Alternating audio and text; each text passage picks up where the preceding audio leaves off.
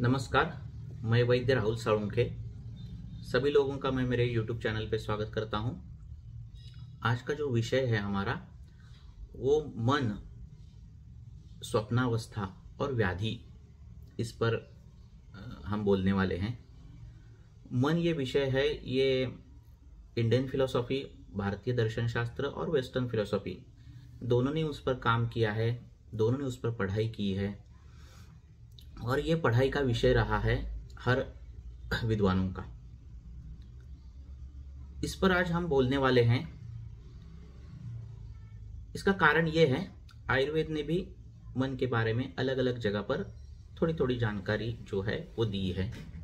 मन के विषय क्या है, मन का स्वरूप कैसा है, इस प्रकार की जानकारी दी है। और सही तरीके से अगर उसको जानना है तो बहुत सी बाकी के शास्त्र है, बाकी की पुस्तकें हैं, उससे जानना पड़ता है। ये जानने की जरूरत क्यों पड़ी है? क्योंकि आजकल का जो वातावरण है, आजकल की जो समस्याएं हैं, उसमें साइकोलॉजिकल इन्वॉल्वमेंट जो है वो बहुत है। लोगों में स्ट्रेस का जो प्रमाण है वो ज्यादा बढ़ गया है।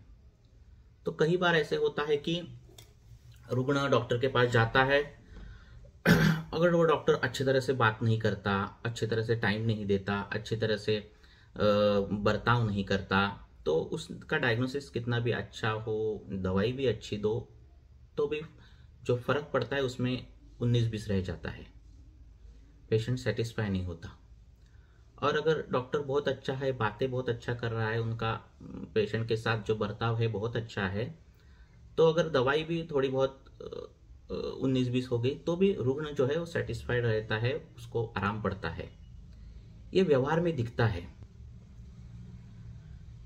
घुटनों की तकलीफ जिसको है वो घुटना पकड़ के रुग्ण आता है क्लिनिक में कि दर्द हो रहा है, और दूसरे महीने वो वैष्णो देवी की यात्रा करके आता है, तब उसके घुटनों में दर्द नहीं होता। ये इतना बड़ा जो फर्क है वो मन की अवस्था से पड़ता है। हमें लगता है कि हमें शारीरिक व्याधि है, शारीरिक व्याधि तो दिख जाते हैं कि त्वचा विकार है, कुछ बीमारियां तो दिख जाते हैं, पर मानसिक जो व्याधि है वो दिखते नहीं। और इंसान मुझे मानसिक व्याधि है ये एक्सेप्ट नहीं करता। तो रुग्ण की या किसी भी व्यक्ति की मानसिक स्थिति को जानना है तो मन के बारे में जो है हमें बहुत अच्छी तरीके से जानना जरूरी है। अलग अलग जगह पर ये मन के बारे में बहुत विस्तृत तरीके से जानकारी दी है। आपका निरीक्षण, अनुभव, इस पर भी ये सब कुछ जो जानकारी है वो विस्तारित रूप से हम प्रस्तुत कर रहे हैं। ये सब कुछ जो विषय है वो एक वीडियो में नहीं होने वाला, इसीलिए उसकी हम सीरीज बनाने वाले हैं। जो जो विषय महत्वपूर्ण लगे वो विषय लेकर एक एक एपिसोड में एक एक विषय जो है हम कवर करने वाले हैं।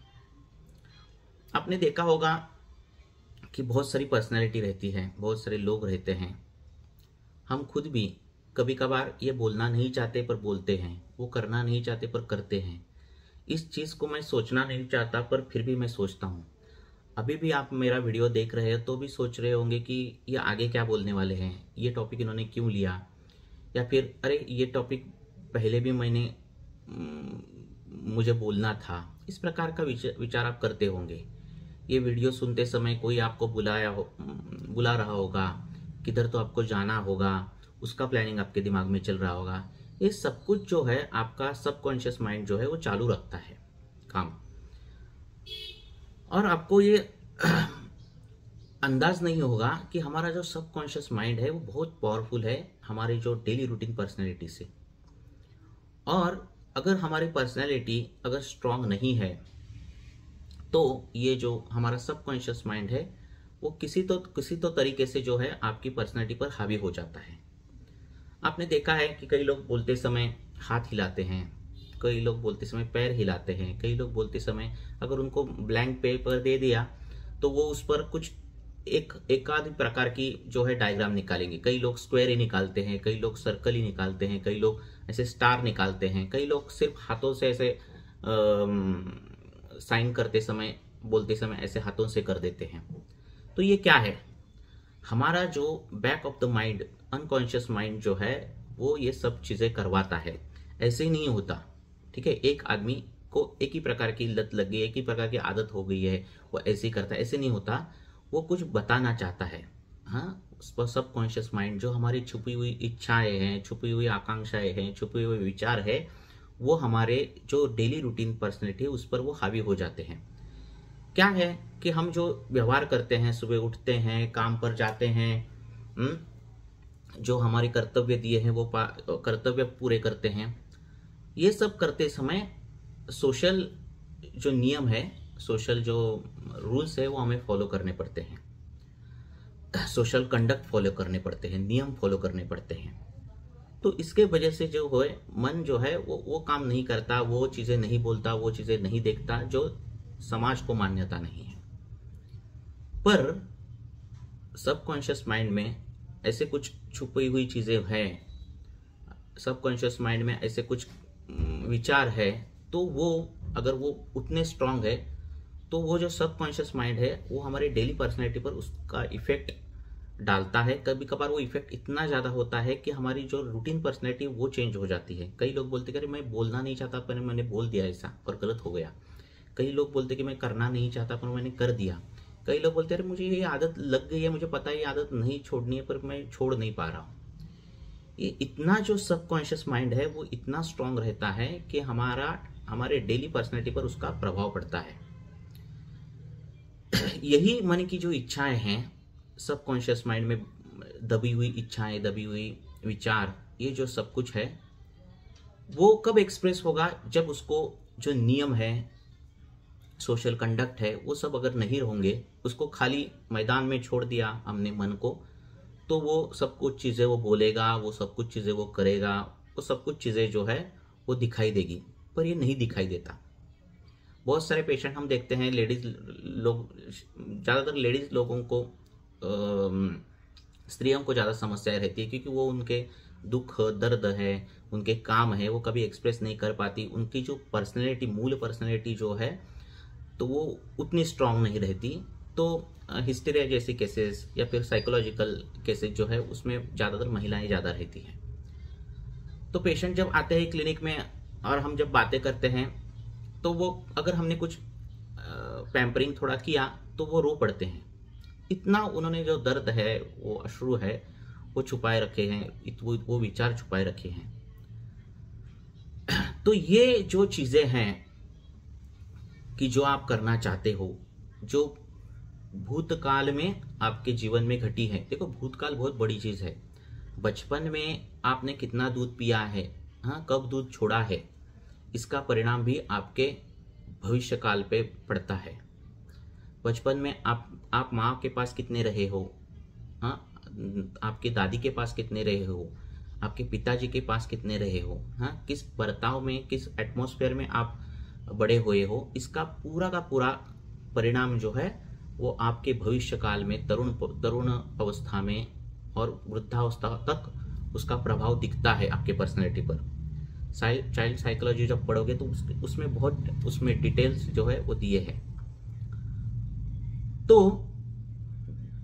आपके पास जब रुग्ण आते हैं और आपको अगर उसकी साइकोलॉजिकल स्टेज ही नहीं पता चल रही है, आप उसके मन में ही नहीं झांक पा रहे हो, तो बहुत बार जो है दवाइयाँ देने का कुछ फायदा नहीं होता, कुछ फर्क ही नहीं पड़ता। मैंने देखा कि मेरे बहुत से स्टूडेंट्स हैं तो वो क्या कर देते हैं, पेशेंट अगर लग गया कि यार नहीं ठीक हो रहा है, कितनी भी दवाई दो, बहुत किरकिर कर रहा है, कितने पे अच्छा कर दो, वो अच्छा बोल ही नहीं रहा है, ऐसे जो पेशेंट है वो मेरे पास भेजते हैं। अब पेशेंट देखने के पास पूरा का पूरा उन्होंने भेजा हुआ पेशेंट रहता है, निगलेक्ट किया हुआ पेशेंट रहता है, रिजेक्ट किया हुआ पेशेंट रहता है। ऐसे पेशेंट जब मैं ज़्यादा देखने लगा तब मेरे दिमाग में आया कि इसके बारे में सोचना चाहिए। आजकल बहुत सी बीमारियां जो है वो साइकोसोमेटिक ही है। तो साइकोलॉजी का इतना रोल हमारे संदिग्धवात रहेगा या फिर सोरियासिस रहेगा, त्वचा विकार रहेंगे और बहुत से जो फिजिकल बीमारियां हैं वो सब में इसका रोल बहुत ही महत्वपूर्ण है। और अगर हमने ये साइकोलॉजी नहीं जान ली तो भविष्य काल में हमें बहुत और दिक्कतें आने वाली है, क्योंकि भविष्यकाल इस व्याधियों से भरा पड़ा है। अब किसी भी रुग्ण की ये जो साइकोलॉजिकल कंडीशन है, अगर हमें जाननी हो, उसके सबकॉन्शियस माइंड में झांकना हो, तो दो प्रकार से हम झांक सकते हैं। एक जो है कि उसको हिप्नोटाइज करके। अब हिप्नोटाइज में दिक्कत ये आ जाती है कि आपको जो है स्ट्रांग पर्सनैलिटी जो रहती है वो हिप्नोटाइज होती नहीं है ना। आप उसको कितना भी बोलो कि आपके सामने ये है, अंधेरा है, अभी रात हो गई है, आपको पूरा रिलैक्स होना है, हाथ नीचे रखने हैं, ऐसा कितना भी आप कमांड्स दे दो, एक्सटर्नल इम्पल्सेस दे दो, स्ट्रांग पर्सनैलिटी को कुछ फर्क नहीं पड़ता। वो बोलता है हो गया आपका, मुझे कुछ नहीं फर्क पड़ा। तो जो स्ट्रांग पर्सनैलिटी रहती है बाहर से, उन पर ये कुछ भी परिणाम नहीं होता, तो उनका सबकॉन्शियस माइंड में हम झांक नहीं सकते, उनके मन में क्या है वो पता नहीं कर पाते। दूसरी चीज ऐसी रहती है कि जब आप कमांड्स देते हैं, इम्पल्सेस देते हैं, तो वो इम्पल्सेस भी एक इनपुट है। तो वो इनपुट भी कभी कभार क्या करता है, सबकॉन्शियस माइंड के इम्पल्सेस को, सबकॉन्शियस माइंड के जो विचार है उनको अल्टर कर सकता है। तो दूसरा तरीका यह है कि जब आप सोते हो और आप गहरी नींद में जाते हो, तब जो है आपका मन जो है, मनोमय कोश जो है, एक सृष्टि निर्माण करता है। वो सृष्टि इस प्रकार की रहती है जिसमें व्यवहारिक बंधन कुछ नहीं रहते, उसमें व्यवहारिक बंधन कुछ नहीं रहते, उसमें व्यवहारिक नियम कुछ नहीं रहते, जो आप सोशल कंडक्ट फॉलो करते हो वो कुछ नहीं रहता, कुछ नहीं रहता। सिर्फ मन एक सृष्टि निर्माण करता है, ऐसी सृष्टि जिस पर उसका कंट्रोल हो, और आप जो है उस सृष्टि के सेंटर ऑफ अट्रैक्शन रहते हो, आप जो है वो नायक रहते हो। और फिर आपको सपनों में कुछ भी दिखा तो उसका नायक आप रहते हो। अगर झगड़ा देखा, अगर दोनों के दूसरे दो लोग झगड़ रहे हैं, तो आप नायक होके वो झगड़ा देखते हो। कुछ प्राणी दिखे तो वो आप देखते हो, जंगल में हाथी है या फिर सड़क पर हाथी है, और उसको जो है सपने को नियम नहीं है, हमारे जो व्यवहारिक नियम है, क्योंकि मन ने निर्माण की हुई सृष्टि है। तो हाथी साइकिल भी चलाएगा, जो नहीं चला सकता वो भी काम करेगा। हाँ, जो कुछ ऐसी चीजें कि आप पानी में भी पानी के अंदर भी रह सकोगे। इस प्रकार से उल्टी अनगिनत चीजें जो है आपका मन जो है आपको सपने में दिखाता है। अब आयुर्वेद में जो है दृष्टम श्रुतानुभूतम, जब सपनों के जो है प्रकार बोले हैं, तो उसमें दृष्ट है, श्रुत है, अनुभूत है, भाविक है, दोषज है ना। इस प्रकार के आयुर्वेद में प्रकार बोले हैं, 7 प्रकार। कल्पित है, तो जब आप जो देखते हो दिन भर वो आपको सपने में आता है, जो आप सुनते हो श्रुतम वो आपको सपने में आता है, जो आप इच्छा रखते हो वो सपने में आता है। और भाविक और दोषज की व्याधि स्वरूप, अगर आपको रक्तपित्त होने वाला है तो आपके सपने में लाल कलर का ड्रेस पहनी हुई औरत दिखेगी, या फिर लाल कलर की कोई वस्तु दिखेगी। हाँ, लाल कलर की जमीन दिखेगी, आसमान लाल कलर का दिखेगा। इस प्रकार के पूर्व रूप जो है वो उस व्याधि में दिखते हैं सपनों में। और भाविक जो बोला है कि कोई सपना क्या फल देगा, वो टॉपिक अलग है, हम इसमें अभी वो टॉपिक नहीं करेंगे। सभी टॉपिक सब बड़े बड़े हैं, तो सपनों का फल क्या है इसमें अब हम नहीं जाने वाले। धीरे धीरे एक एक पार्ट में हम वो भी विषय जो है वो कवर अप करेंगे। तो सपने में जो दिखता है वो कुछ भी नहीं दिखता, ये पहली बात ध्यान रखो। जब आप गहरी नींद में रहते हो और आपको सपना पड़ गया है तो उसका कुछ इंटेंशन रहता है। तो एक दिन में पड़ गया सपना और दूसरे दिन नहीं पड़ा, कभी नहीं पड़ा, तो उसका कुछ महत्व नहीं है। पर लगातार 3-4 सपने ऐसे ही पड़ रहे हैं और उस सपने में लगातार कोई एक विशिष्ट चीज, वो विशिष्ट क्रिया, वही क्रिया बार बार दिख रही है, तो हम सोच सकते हैं कि ये जो चीज है वो कुछ बताने चाहती है, शरीर कुछ बताना चाहता है। होता क्या है कि हमने अगर कोई इच्छित कोई चीज है, हमें ये कुछ चीजें करनी है, कल्पित है, कुछ ये करना है पर ये कर नहीं पा रहे हैं, और बहुत समय तक हम कोई एमपीएससी की पढ़ाई कर रहा है पर उसका सिलेक्शन नहीं हो पा रहा है, सालों साल कर रहा है, तो उसको सपने में भी ये आएगा कि मैं पास आउट हो गया हूँ, मैंने वो क्रैक कर दिया है और मेरा सिलेक्शन हो गया, ऐसे आ जाता है।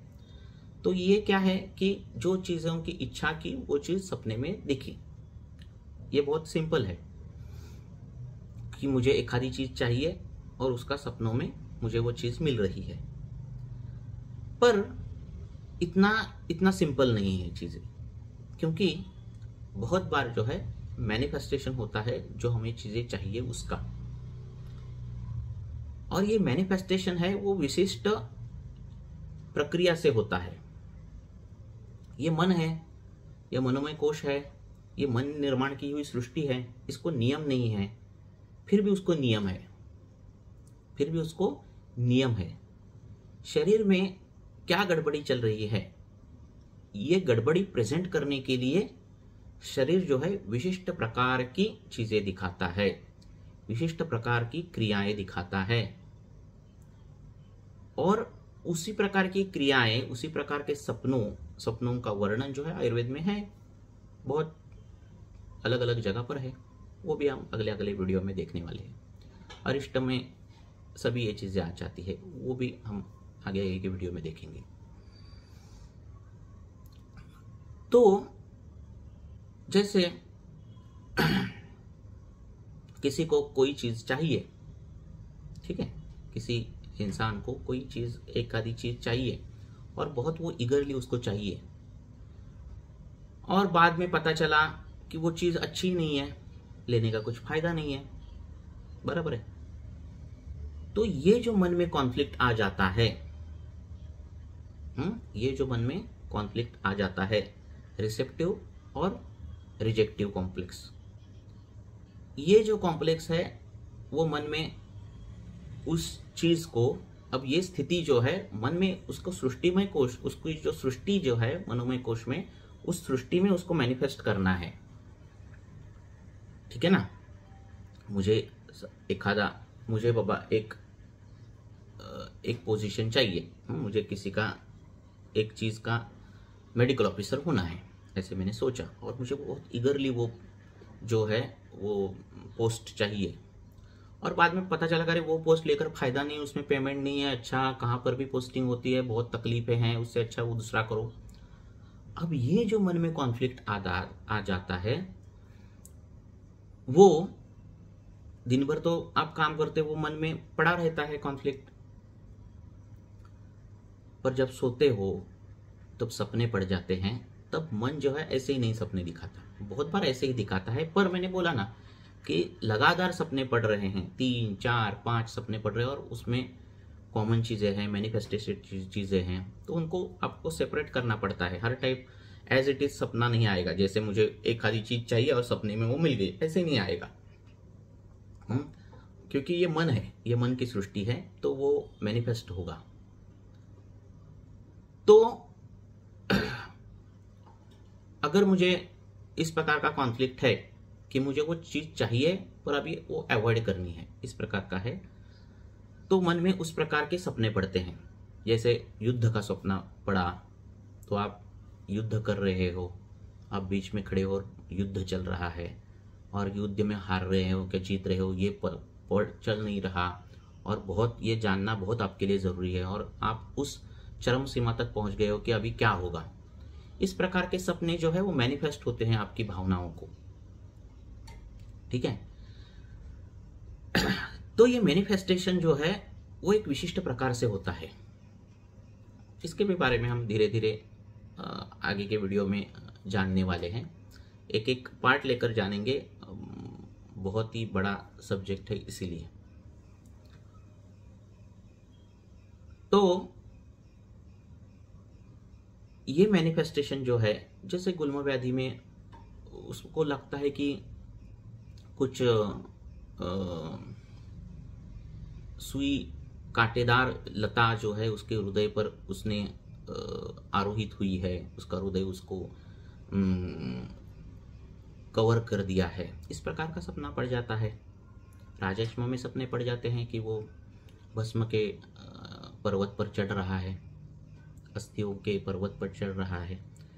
तो ये टिपिकल सपने हैं, ऐसे ही नहीं पड़ते, कुछ तो उसमें मैनिफेस्टेशन होता है। तो इसके ही बारे में हम किस प्रकार से जान सकते हैं, किस प्रकार से उस व्याधि के तरफ जा सकते हैं, साइकोलॉजिकल कंडीशन पेशेंट की कैसे जान सकते हैं, ये जानना बहुत ज़रूरी होता है आजकल। और एक ही माध्यम है इसको, ये प्रश्न से नहीं होगा, ये सिर्फ ऐसे नहीं होगा कि देखो क्या होता है, ऐसे नहीं होगा, ये दिखने वाली चीज़ नहीं है। आपको प्रश्न पूछने पड़ेंगे, सपने आते हैं क्या पूछने पड़ेंगे, नहीं आते तो बात अलग है, नहीं आते तो दूसरी बात है, वो भी मैं बताऊंगा। पर आते हैं तो ये एक डायग्नोस्टिक क्राइटेरिया है।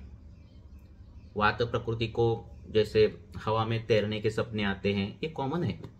पित्त प्रकृति वालों को स्वप्नों में अंगार दिखता है, ज्योति दिखती है ना, ये कॉमन है। कफ प्रकृति के रुग्ण में पानी ज़्यादा दिखता है, पानी में तैरना, पानी में डूबना, इस प्रकार के सपने आते हैं, ये भी कॉमन है। तो ये ऐसे ही नहीं होता, उसके पीछे कुछ कार्यकारण भाव रहता है। मैनिफेस्टेशन ऑफ आपकी जो इच्छा है, डिजायर्स है, वो मैनिफेस्टेशन जो है पिक्चराइजेशन में कन्वर्ट हो जाता है। आपकी डिजायर क्या है, आप पे क्या बीती है, वो सब जो भूतकाल है उसका जो रिफ्लेक्शन है वो सपनों में पड़ता है। और ये स्वप्न जो है आप पूछकर, इन ड्रीम्स को पूछकर आप उनका कैलकुलेशन कर सकते हो या फिर निकाल सकते हो कि क्या गड़बड़ी चल रही है। बहुत लोगों को एक आधी चीज बचपन में, एक आधा व्यक्ति पसंद ही नहीं आता, कुछ तो ऐसी घटनाएं घटी रहती है कि वो बहुत घिन आती है उस व्यक्ति के तरफ, उस नाम के तरफ।